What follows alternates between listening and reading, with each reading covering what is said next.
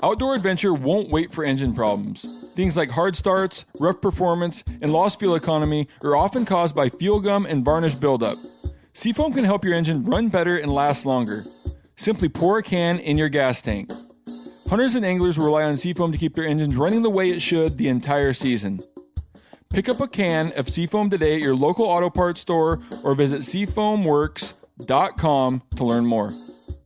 There's nothing like snook hook sets at dawn or catching a tarpon in the moonlight.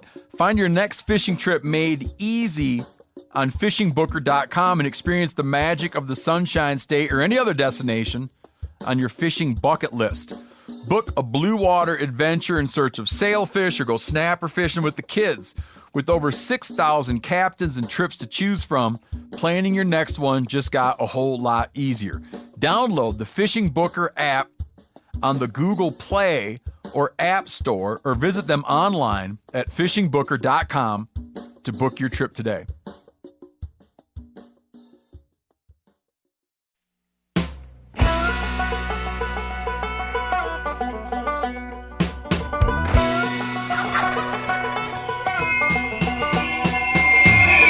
Welcome back to another episode of Cutting the Distance podcast. I'm Dirk Durham, and tonight I have Justin Webb.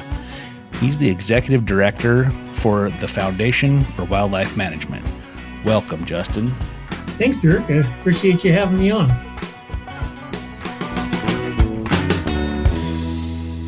Yeah, I've been wanting to interview you for quite a while, even before I got on this podcast. I've found what you and your organization are doing very fascinating, and I think it's important for people to know about it. So anyway, I wanted to get you on here.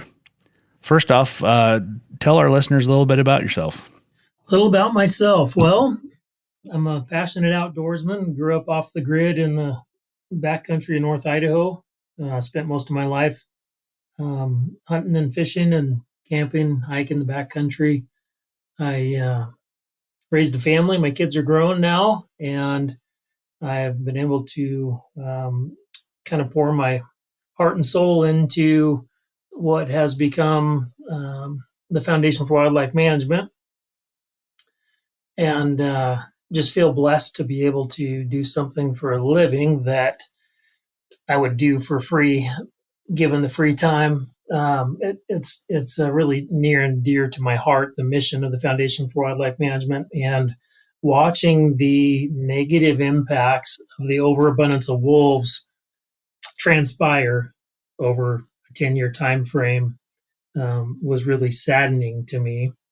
And it's a travesty in some areas.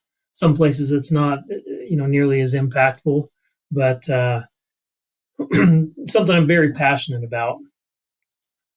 I spend countless hours tracking wolves, studying wolves, talking about wolves, seeking out knowledge about wolves.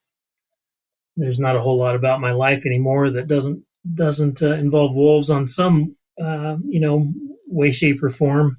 But I'll say, prior to wolves, the majority of all my time was spent chasing giant mule deer bucks in the backcountry and hunting elk. And that passion has kind of been overrun with my passion for trying to save what elk populations that we have in the backcountry. And that includes managing wolf populations. Man, I love that. If you can you give a kind of a rundown for our listeners, maybe folks who are not from the West or the Northwest, and kind of give them a brief snapshot of what's all the hubbub about wolves in Idaho? I feel like if you get on social media or any kind of forums, you can get a lot of difference of opinion on the condition of how many wolves there are in Idaho and some of these other western states, and how they've affected our elk and deer and moose and all the ungulates. Can you kind of discuss like where it all started with the wolves and kind of give everybody where it kind of started and where we're at now? Yeah, you bet. I mean, I can share my own personal experience and my opinions. That's great. I can tell you, I had a wolf as a pet when I was growing up. We had a 7/8 wolf and 8th husky, and I absolutely loved that dog. You know, the majority of my high school trips into the backcountry, she went with me. Her name was Dakota. Taught her how to pull a sled and drag me around ice fishing, and she spent all sorts of time in the woods with me. But the problem was you couldn't control her. You couldn't keep her home. You couldn't, keep her contained. And eventually, things just didn't work out there. Long story short, when I first heard that we had wolves coming to North Idaho, I was super excited about it. I thought wolves were the most amazing animal on the planet. I grew up watching National Geographic just like everybody else, and had this huge, just fascination with wolves and all that they quote unquote stood for. And there's all this messaging throughout my life that I had kind of soaked in about wolves being not only an apex predator, but some resemblance of what humanity should have been or should be to some degree. And so I heard we were getting wolves, and I thought that was the greatest thing. Couldn't wait to hear a wolf howl in the backcountry. Couldn't wait to see wolf tracks on the mountain. And then wolves showed up. And all of a sudden, everything I thought a wolf was, I was questioning, because everything that I'd been taught a wolf to be was not what I was witnessing in my backyard, in the backcountry around me, on my elk hunts, on my excursions out picking up shed antlers. Everybody talked about wolves being good for the ecosystem and the environment, and how only the alpha male and female bred, and they only killed the sick and the weak, and they help keep game herds healthy. Well, when they first transplanted wolves to Yellowstone National Park and to the backcountry of North Idaho, again, I was super excited about it. They they established a goal of 300 total wolves within what they call the Northern Rocky Mountain Distinct Population Segment area. And that area, I wish I could show you a map. It encompasses all of Montana, all of Idaho, all of Wyoming, eastern 1/3 of both Washington and Oregon, and a section of Utah. Well, as with anything these days, the wolf topic was litigated from all sides, all directions. It was explored, it was reviewed, it was peer reviewed, it was, basically run through the ringer. What wolves are we supposed to have? How many are we supposed to have? What impact is there going to be on, our deer, elk, and moose herds? So many different topics and aspects. Well, long story short, after years of arguing about this stuff, they finally settled on 300 total wolves as a recovery goal, and a management objective of 1,100 total wolves within that entire system. Now, a lot of that management objective, all this data, you can find it in the 2009 delisting rule in the Federal Registry. But all of that data, the majority of that data, was based on how much suitable habitat that we have for wolves within that NRM DPS area. And one of my latest talking points, you can talk to an elementary school kid and share with them the concept that every living thing has to have a set amount of food, water, shelter, and space to be able to thrive. And they can understand that. And if you ask them what happens if you have more animals than what you have food, water, shelter, and space, known to biologists as suitable habitat, the elementary school kid can tell you it's a bad thing, and that only negative can come from that. So fast forward, we've gone from meeting our recovery goal in the year 2000 in just 4 years, basically. It's time for states to take over management of wolves. Lawsuits start to rise up. It takes us 9 years to get management of wolves into the hands of the states. In that time, wolf populations just exploded. Reproduction rates were extremely high, way higher than I think anybody really expected. By the year 2009, when they delisted them within that rule, the U.S. Fish and Wildlife Service stated that should we maintain the 1,500 wolves that we had at that time, that would deplete wolves' own prey base and cause chronic livestock depredation. A lot of people think that, right? Well, I should say, not think. A lot of people make the statement that nature will balance itself, and I 100% believe that. But what they don't understand is what that looks like. So, for those that don't know, you have a prey base and you have a predator base. As your predator populations grow and expand, eventually it outweighs your prey base, causing your prey base to collapse. Well, then all of your predators die from disease and starvation. In the case of wolves, the majority of them disperse. Most predators don't travel the way wolves do, or the distances that wolves do. There's been numbers of wolves that have been documented with collar data having traveled more than 4,500 miles before they take up residence somewhere. We've got wolves now that started here in Idaho and in Yellowstone National Park that have expanded all the way across Washington to the coast, all the way across to Oregon, all the way down into California. 2 wolves have been shot in Texas that came from the North Country. Well, wolves just travel way farther and way faster than what people realize. So when we obtained the ability to manage wolves in 2009, we arrogantly thought, as passionate backcountry successful elk hunters, that we were going to go solve our problem as soon as we got a hunting season. And we hunted our keisters off that entire first season, foregoing our deer and elk hunts afield just to target wolves. And at the end of the year, we hadn't harvested any. That's crazy, isn't it? That's very different than what the different picture than some might paint. They kind of paint it as a hunting season's a slaughter of the wolves. But I've always had a kind of a standing bet that if anybody can, any wolf activist wants to bring me a really good high quality picture that's in focus within, archery range or even, short rifle range out of the North Idaho country, if you can bring me a picture of that, I'd probably give you $1,000. And it's almost impossible. I mean, you could almost find anything that'd probably be easier to do than that. It's pretty crazy. Everybody talks about how we hunted and trapped wolves to extinction. They don't realize that there was a huge fear of wolves. And so, back when we first decimated their populations, there were full-time, local, state, and government employees that did nothing but pursue wolves. There was such a hatred of wolves that everybody shot them on sight. Those that didn't hate wolves feared them so much that everybody shot them on sight. And that still wasn't enough to control their numbers. And so they actually poisoned them. That's what happened to the wolves. And they didn't poison them because they wanted to see the animal suffer. They poisoned them because they couldn't figure out what to do to control their numbers that would allow other populations of game and livestock to thrive.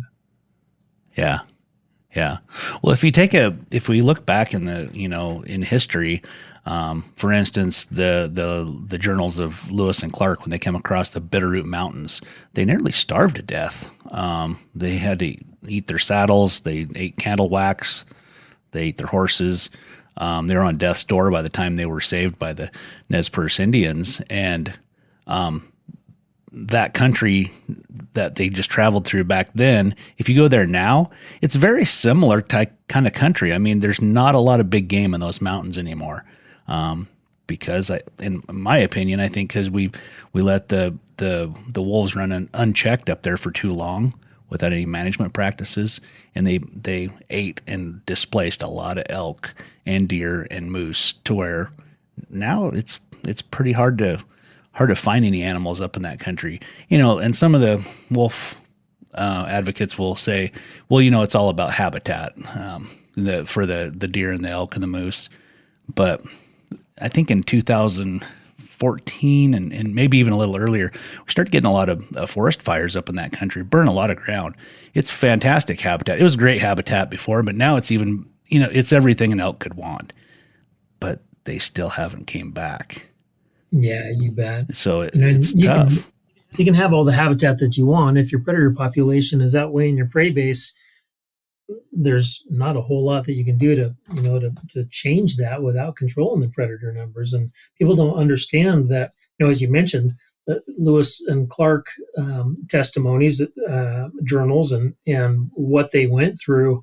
That's what nature balancing itself would look like. Yeah. We spent 130 years using the North American model of wildlife conservation to maximize our deer, elk, and moose, our ungulate populations, for both consumptive use and recreational enjoyment. And I absolutely love going out and watching the elk calve in the springtime, glassing and watching migrating herds, looking for antlers in the spring. There's so much about wildlife that people think that because you're a hunter that you obviously don't care about it, and it couldn't be further from the truth.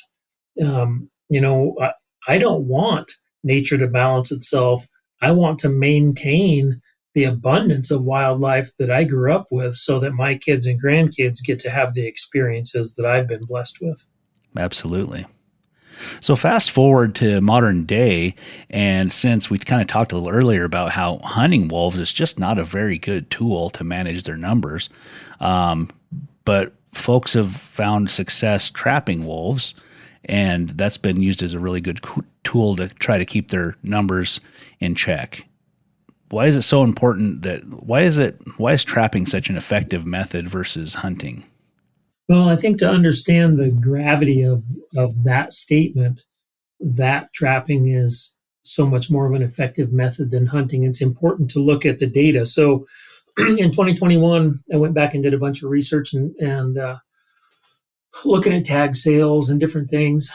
74,041 wolf tags were sold in Idaho and Montana in 2021. Of that, 411 people actually used their tags, and 42 guys took more than 2 wolves. The majority of those were trappers.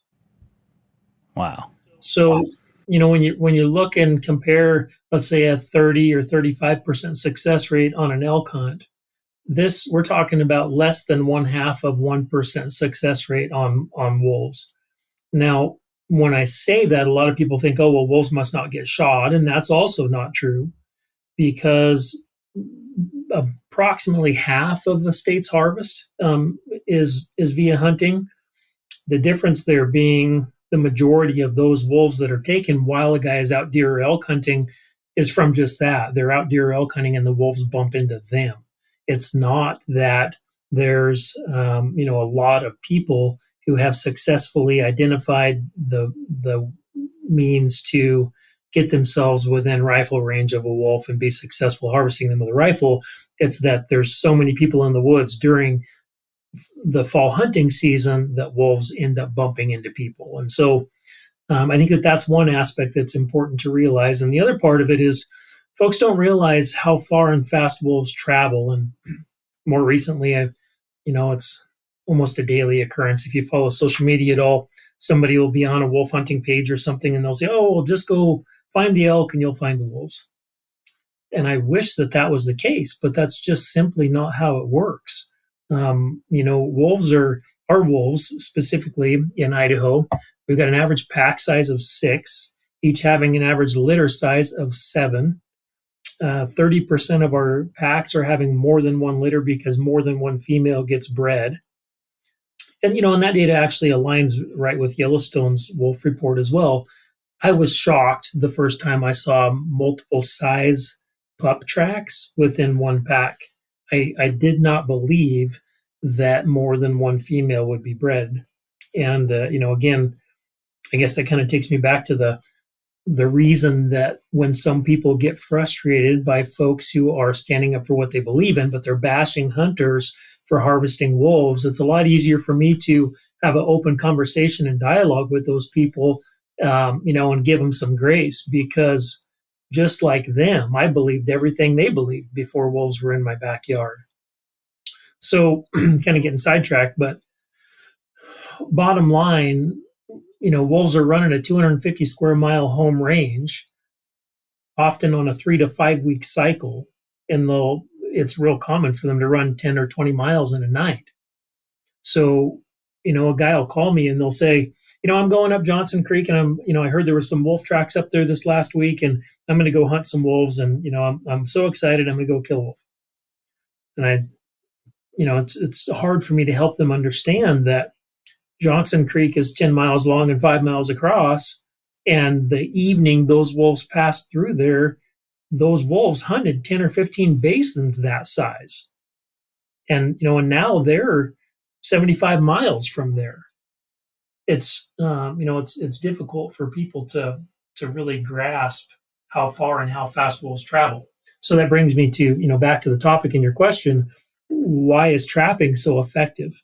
Well, if I know a wolf's going to come through here somewhere in this 2-mile stretch at some point in the next 3 to 5 weeks, I can set a trap in the most likely location using their instincts against them, namely their territorial instincts. Wolves consistently mark the borders of their pack boundary lines. So if you can find one of their pea posts and set a trap on it, you know that at some point in the next month, the wolf pack's going to come back through there, and one of the mature wolves is going to go over and mark that pea post. If they show up at 1 o'clock in the morning, different than hunting, I have a trap there that's still working. There's still a trap there waiting for them when they pass by. If I go out and try to hunt a wolf, I'm trying desperately to identify what part of their 250 square miles they happen to be in on that day. Hopefully they're not traveling that day, and I can, try to howl to locate them and then get in close enough to capture their attention and try to call them in. But the odds of that are extremely low. Wolves are the smartest animal I have ever been around, and I've been actually putting quite a few trail cameras out over the last several years. And this year I finally got some just incredible video footage of them, and it's just been such a learning experience watching them learn from interacting with where my sign and scent is in the woods.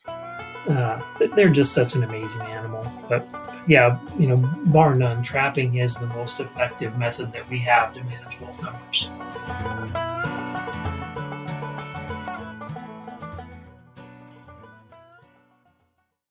We've all seen plenty of gadgets and fads come and go, but here's one product that stood the test of time: Seafoam Motor Treatment. Lots of hunters and anglers know that seafoam helps engines run better and last longer. It's really simple. When you pour it in your gas tank, seafoam cleans harmful fuel deposits that cause engine problems. I'm talking common stuff like hard starts, rough engine performance, or lost fuel economy.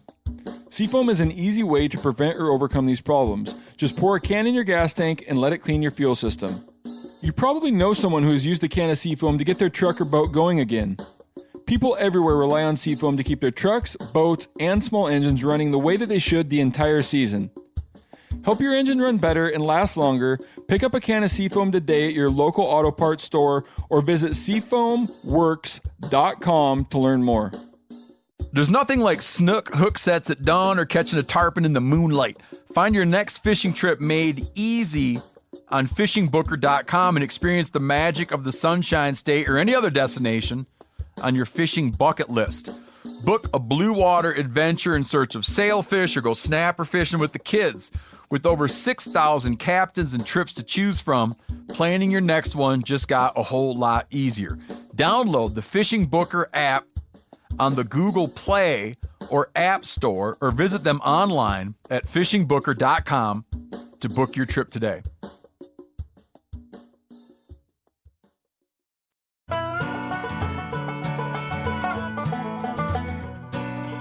Now, I've heard you say this before, the average cost out of pocket you have to spend per wolf to trap one. And I'm going to go ahead and let you talk about that, but it's a lot more than the average person that hasn't heard that number may think. Yeah, you bet. So, I'll start off, I guess, just in trapping. Similar to everyone else, when I first started looking at wolf trapping, I sought out what is the cheapest trap that's big enough to hold a wolf that's on the market that I can get my hands on. And I went out and I bought a specific trap, and I bought 3 dozen of them. And I went out and I put in a whole lot of effort. I didn't catch anything that year, but I put in a whole lot of effort. I thought, well, cost wise, I can make snares for relatively cheap. I'll buy the cable, I'll buy the locks, I'll buy the wire, I'll buy the stops and the ferrules and the swager and all these different things to make snares, and I'll try that. It didn't do me any good. I felt like I was chasing my tail for a long time. Learned some hard lessons the first couple of years, but one of the best traps out of the box on the market today is it's called a no BS wolf trap, and by the time you get chain and swivels and everything on it set up to go in the field, you're looking at about $78 probably a piece. And then all of my traps, I actually get them powder coated, which is another $15 on top of that. So you're pushing the $100 mark by the time you try to put a drag on the end of it, or even buy a cheap earth anchor for it. So you're looking at about $100 a trap, really, realistically, by the time you get done. You have to have baking soda to boil them in, to descent them, all these things. So let's just say $100 a trap. Right now, I've got 109 traps, I think, that I'm running. So that in itself is a pretty big expense. So in addition to that, fuel is by far the number one expense out there. And one of the biggest reasons is knowing that wolves travel a 250 square mile home range. My best odds of having wolves near a trap are to get on the boundary lines of multiple packs. And so my trap line consists of about 75 to 80 miles of backcountry. The majority of that is now run on my snowmobile. But even when I can drive it in the early season, that's a long ways in the mountains. You're not going to be getting 25 miles to the gallon by any means. So by law in Idaho, I have to be at every trap every 72 hours. During the hunting season, when there's this huge influx of people in the woods, it's really difficult, I'll say, not to go at least every other day. And the biggest reason is because people don't seem to understand the importance of trapping. And so they've been tampering with traps. They, bump into them in the woods and they're afraid of them. They don't understand how they operate. And so we've ended up with, a little bit of conflict, people sticking sticks in traps, or I've had, $3,500 worth of traps stolen over the last 5 years or so. But just the fuel bill alone, I calculated it up, and for each of the 42 wolves I've caught, it's still pushing the $1,500 mark just for fuel, because I have to be at every trap set every 72 hours. Well, when that pack comes through and they're not going to be back for 3 to 5 weeks, sometimes 8 weeks, I still have to be there every third day, regardless of what the pack's doing. And so, a guy that really puts some effort in, if you trap really hard from the opener in September all the way through the end of March, you're doing really good if you pick up 5 or 6 wolves. There's guys out there that are really good at this, but those people are very few and far between. So, the expense of fuel alone is very extravagant, and a lot of people don't understand that. Wow, that's crazy. Now, I've seen some of your posts on social media about folks tampering with traps, stealing traps, taking wolves out of your trap, shooting the wolf in your trap. That's just not acceptable, is it? Well, everybody, it's kind of interesting dynamic that we're in right now with how bad everybody wants a wolf, and how extremely difficult they are to come by. I genuinely believe that most sportsmen go into the woods with a moral code and some form of ethical belief. And I don't believe that anybody out there deer and elk hunting, or hunting anything else for that matter, would intentionally steal from somebody if they had any idea how much time and how many hours and how much effort was put into establishing a trap set, a trap line, identifying a legal place that you can set a trap for a wolf pack, that you can convince a wolf to put his foot out of his 250 square mile home range. You're convincing him to put his foot on a silver dollar. And those spots are few and far between. Now, as a trapper, I go out and I spend all summer running trail cameras, scouting, hiking, howling to locate, GPS and scratch marks, taking my dogs and hiking them through the territory so that they can show me where their territorial P posts are. There's a tremendous amount of scouting time that goes into wolf trapping. I used to think that I put a ton of time scouting mule deer and elk because that was my passion for a lot of years. I had no idea what a lot of time was until I started trapping wolves. So you put all this time and effort and energy into it. You find the one spot that you can access with all that heavy equipment and get in and out of there every third day. Wind, rain, hail, snow, blizzard, trees down. I had to cut 408 trees one time to be able to get to my traps. Wow. By law, I still have to be there every 72 hours. You find that one spot, you go in there, you scout it out, you put cameras up, you get the wolves coming through, you learn when they're coming, when they're not, you learn when they're using that terrain. You go in there, you set up, you have descented all your clothes, you've descented all your tools, you've descented all your traps, you've done all of this prep work, you get everything set up just right. You go in, you set up, you back out, you go back up and you check every third day, every second day while there's people in the woods. And one day you show up and there's a big blood mark and it's obvious that you've caught a wolf. Somebody has very obviously shot it. There's boot tracks right there and the little bit of snow that's there. There's blood and hair blown all over the ground. What that person, when they came around the corner and saw that wolf in a trap and freaked out and was so excited to shoot a wolf, what they don't understand is that they just saved the entire rest of the pack. And this is why.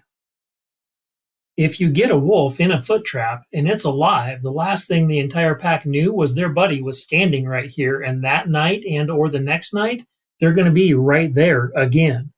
The hardest part about trapping wolves is getting them to a set that's still operable while it's still operable. Because the snow, the freeze thaw, the whatever different conditions and issues that we run into. So if I get in there and I'm able to dispatch that wolf quick, clean, without scent, without blood, I reset the trap and I back out of there as fast as I can and leave that area alone. That night when the pack comes down, they're going to wander around and I'm going to catch another one. And I'm going to go back and repeat the process. And I'll catch another one. The most I've ever caught back-to-back was 6 in a row. Wow. This year, I'm on a pack that's extremely educated. They know my scent personally. I've caught numbers of wolves out of this pack. They've learned to dig up anything where I'm using waxed dirt, which is kind of a new challenge. But it's extremely difficult. So when I show up and somebody has not only taken this wolf that I've busted my butt for all year to try to get to harvest, they've taken all of that work away from me. And now I have to start over completely from scratch because the pack's not coming back there once there's a bunch of wolf blood all over the place, or the pack has come in and seen a wolf dead there. A lot of people think they're doing you a favor. They come up, they see a wolf bouncing in a trap, they get all excited, they shoot it, then they feel bad because then they realize, well, I probably shouldn't have done that. Well, I'll leave it here for the guy. I was trying to do him a favor so the wolf wouldn't get away, is what they tell themselves, and they drive off. Well, that's just as bad because then if that's not the night that I'm going to be back there, the pack comes in, sees that dead wolf, and they leave, and they won't come back to that spot. They now associate that area to the dead wolf, and it's just eliminated my chance of catching the rest of the pack.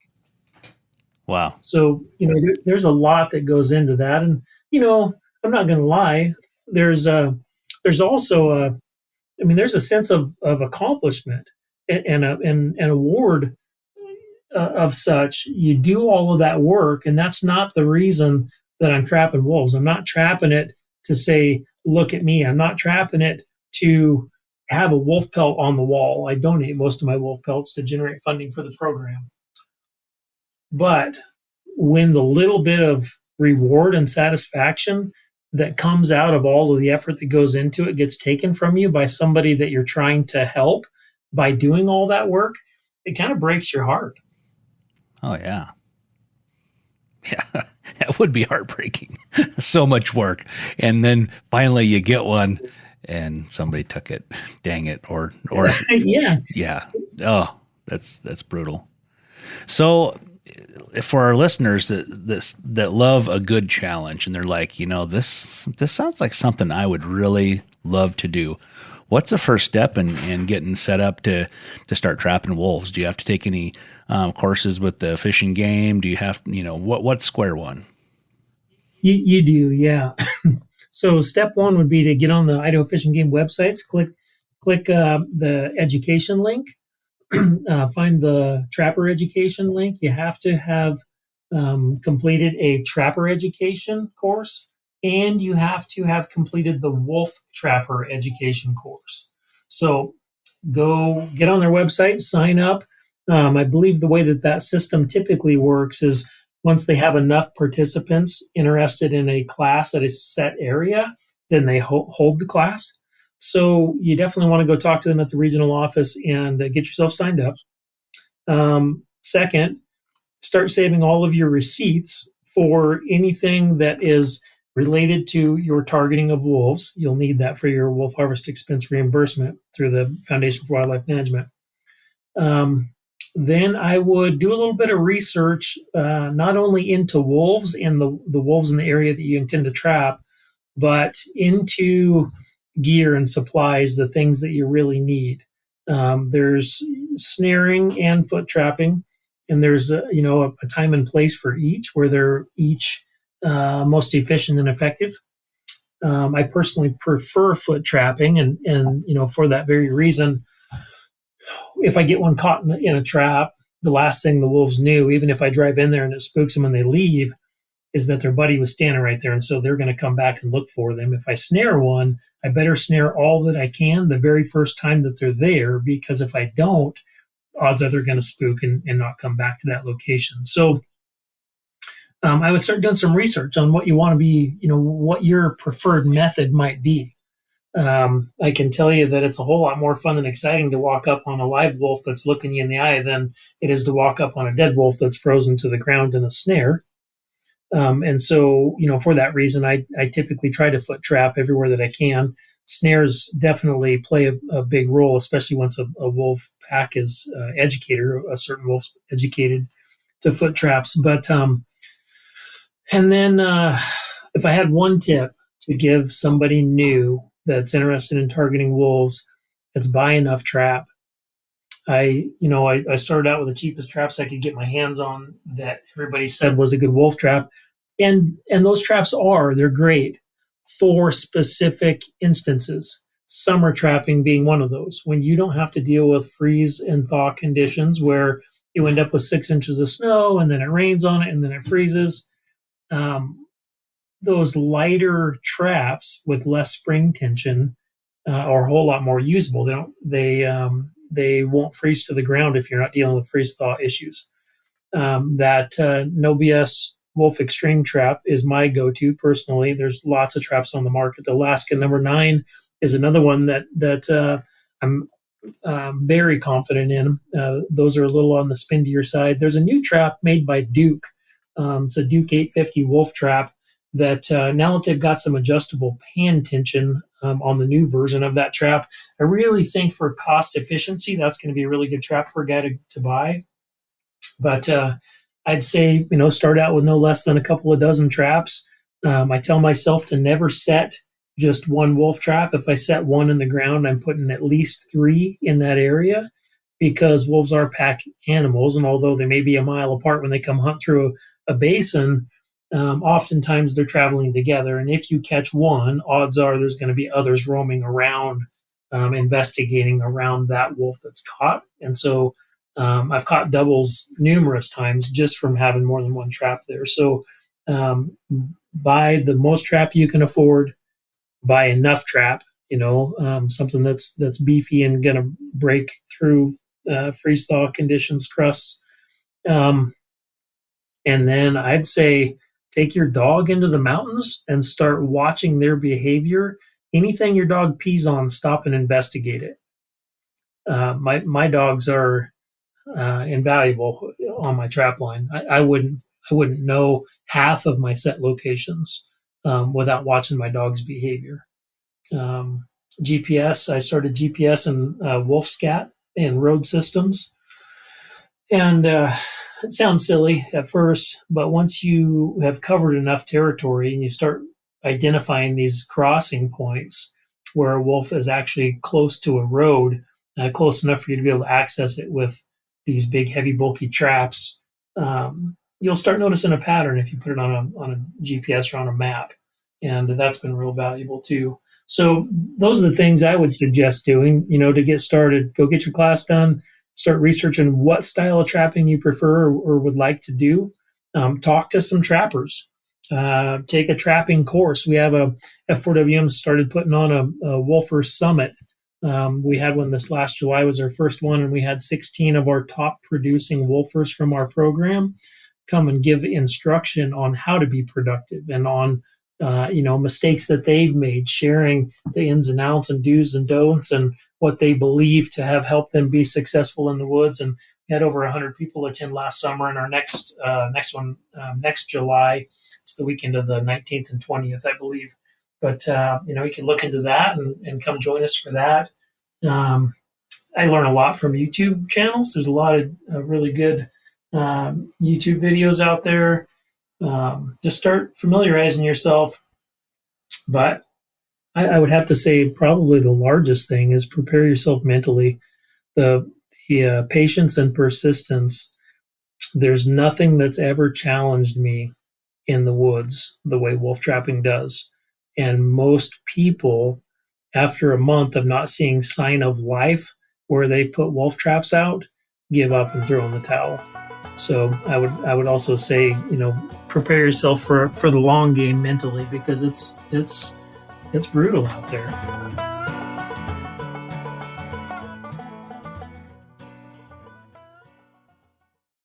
We've all seen plenty of gadgets and fads come and go, but here's one product that stood the test of time: Seafoam Motor Treatment.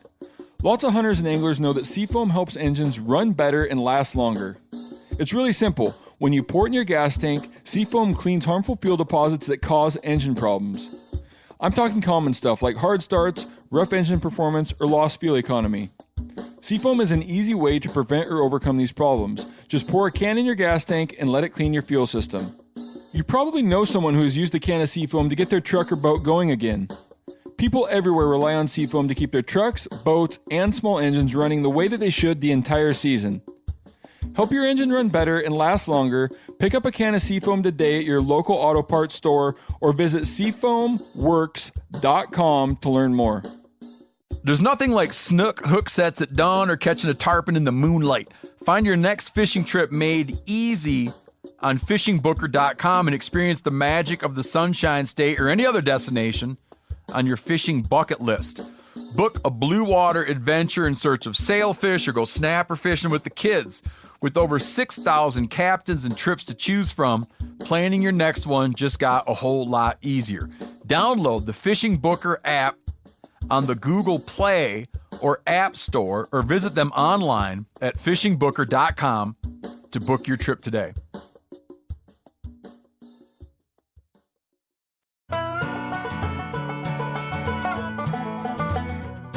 I'm glad you said that, because sometimes folks, they have this idea what it's going to be, and maybe they think of some instant gratification like, oh, I'm just going to go out and set some traps and I'll probably catch one because I've seen wolf tracks here a lot. But it doesn't sound like that's always the case, and it more often than not, it's going to be the long haul, like you said. So don't get discouraged. That's the nature of the beast. Enjoy the process. Like, enjoy figuring out, the wolf, like what you've been saying. You've been studying wolves. You've been learning everything you can about wolves. Even when you're not catching them, you're still learning and understanding the process. And I can only assume you love the whole process. It's work.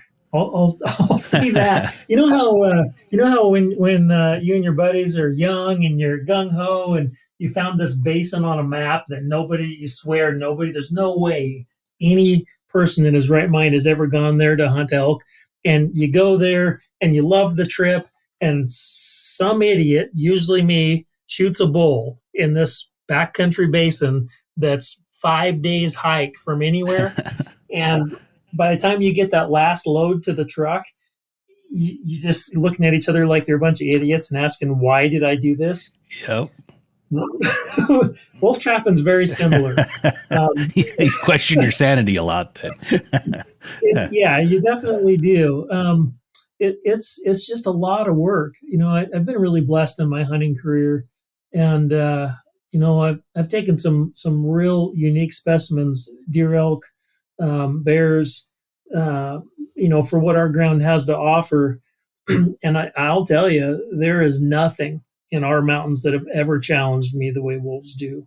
And so, when I say prepare yourself mentally, don't take it lightly. There's a lot of guys, the phone call goes the same every year. Man, Justin, I'm so excited. I got my classes out of the way, and I got myself some traps, and I've had wolves in my elk ground every year. We see them every year.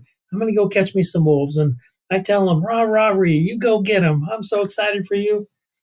And they call me a couple weeks later and they say, I'm so excited. I went out and I put all this gear in. Oh, you just wait. There was wolf tracks there. I can't wait. When those wolves come back, boy, I'm going to get them.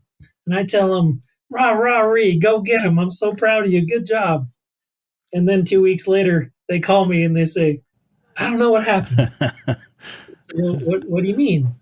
Well, I bought all those traps and I spent all that money, and, I had to wax everything, and now my garage is all covered in wax and dye and all this stuff, and I got all this money. My wife's mad at me. I didn't go hunting. I missed my hunting time with my buddies. I don't know what I did wrong. The wolves didn't come back. And I said, well, how long has it been since you set? Well, it's been 4 weeks since I set. I'm like, okay, well, they run a 3 to 5 week cycle. That just means you're due. They're due back any day. Whatever you do, don't go pull your gear. Well, I don't know if this is for me.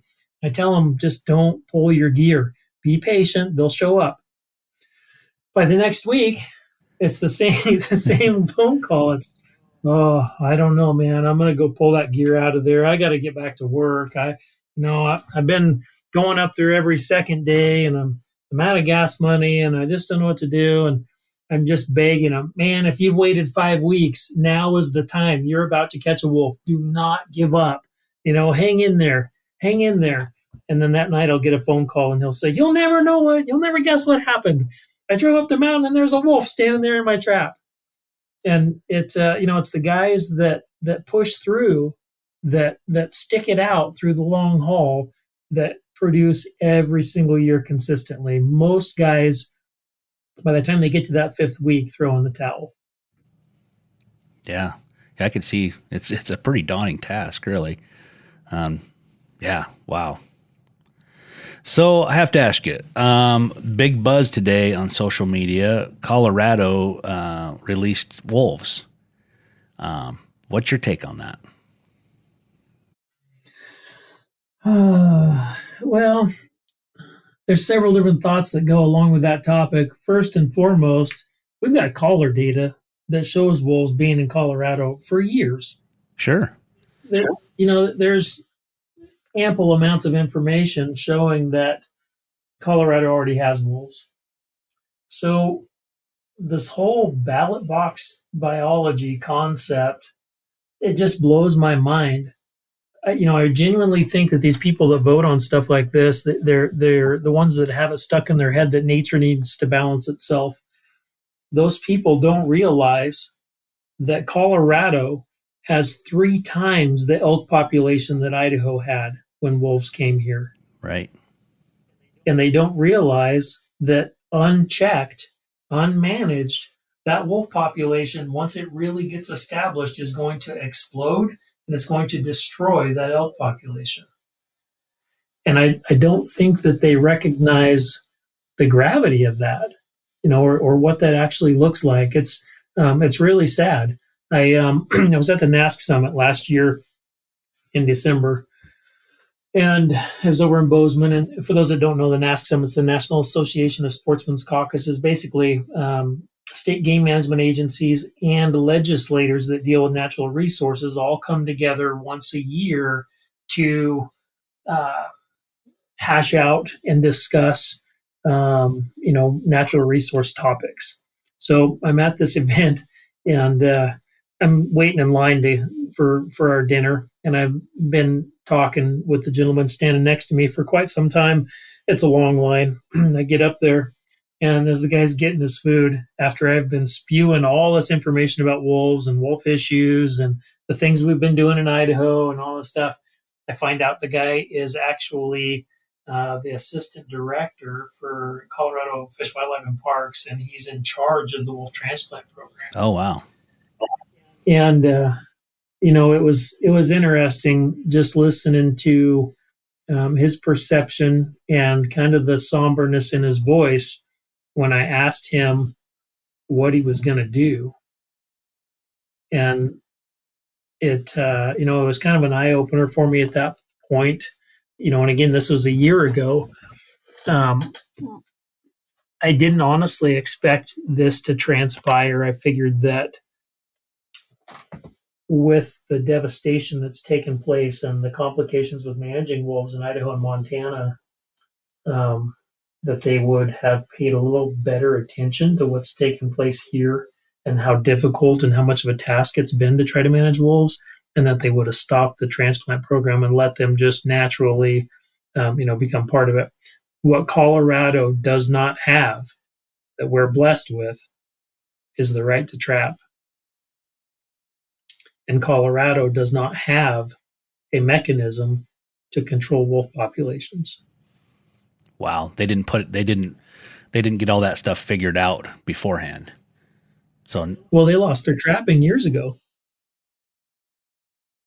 So it's not legal to set a foot trap there. Wow. And, for those that don't know, you think getting a coyote into a cage trap is complicated. A wolf is not going in a box. They're extremely smart, extremely cagey, and without trapping, there is no mechanism to control their numbers. And what will happen is their population will grow and expand until which time their prey base collapses, and those wolves will end up dying from disease and starvation, or they'll disperse to new ground. So, to answer your question, what's my thoughts? I think that it's horribly sad that ballot box biology is destroying wildlife as we know it. Ballot box biology is destroying 130 years and billions of dollars that sportsmen have spent creating the wildlife that we now have through the North American model of wildlife conservation. It's devastating that preservation extremist groups have taken our label of conservationists and turned it into what the media presents a conservation group to be today. You and I are conservationists. That's preservation extremism. Man. Well, I can't thank you enough for coming on here today. I want to see if you can connect our listeners who care about wildlife. They're interested in helping manage wolf populations. How do they get involved with the Foundation for Wildlife Management? So the first thing, if they just go to F4WM.org, stands for Foundation for Wildlife Management, F4WM.org.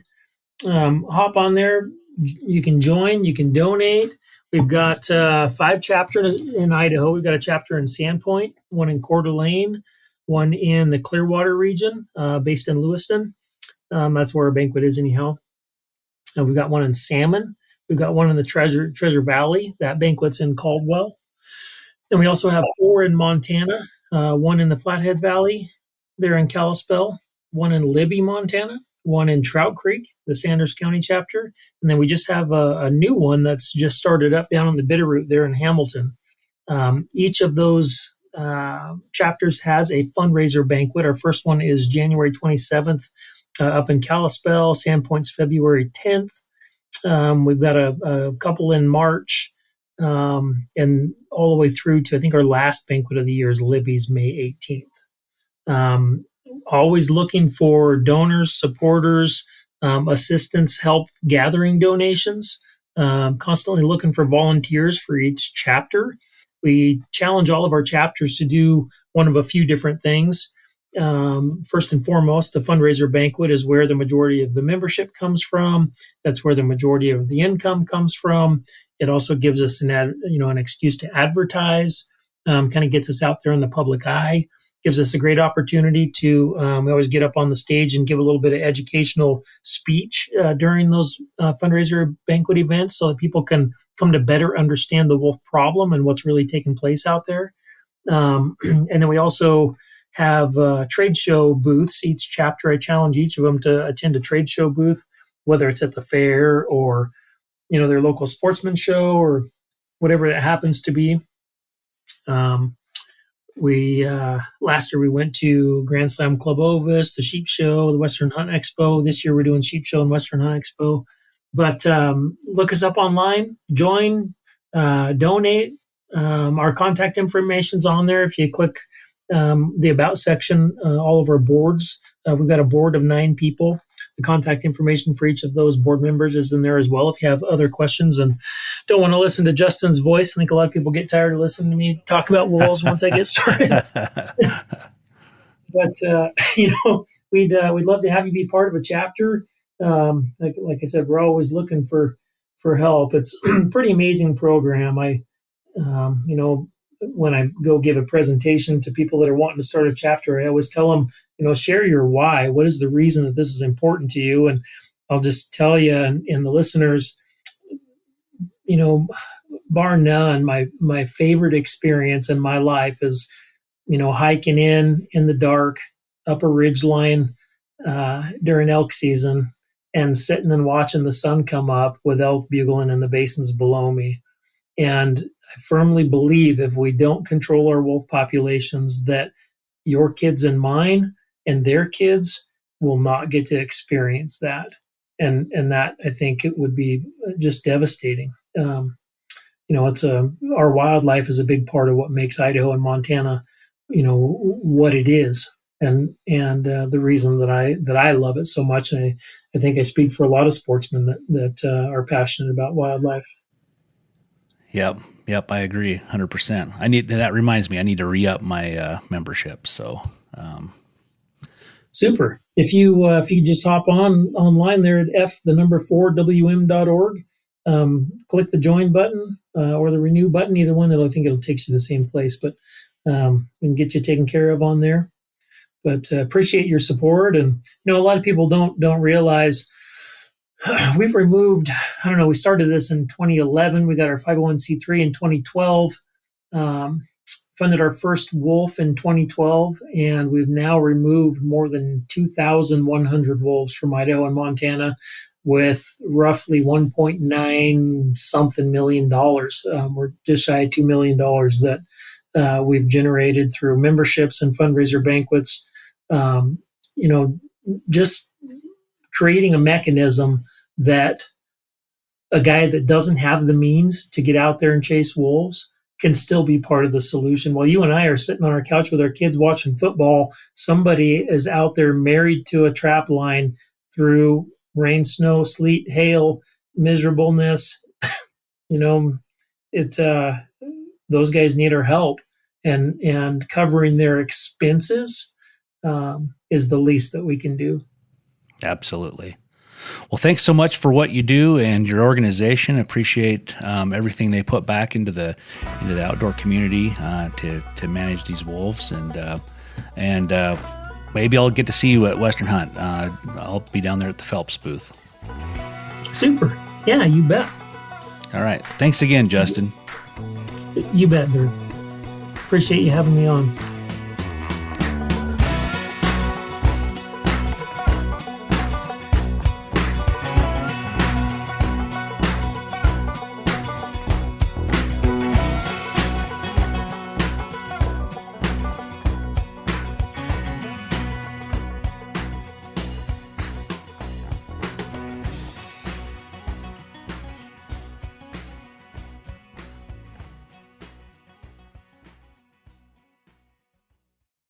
Outdoor adventure won't wait for engine problems. Things like hard starts, rough performance, and lost fuel economy are often caused by fuel gum and varnish buildup. Seafoam can help your engine run better and last longer. Simply pour a can in your gas tank. Hunters and anglers rely on Seafoam to keep their engines running the way it should the entire season. Pick up a can of Seafoam today at your local auto parts store or visit seafoamworks.com to learn more.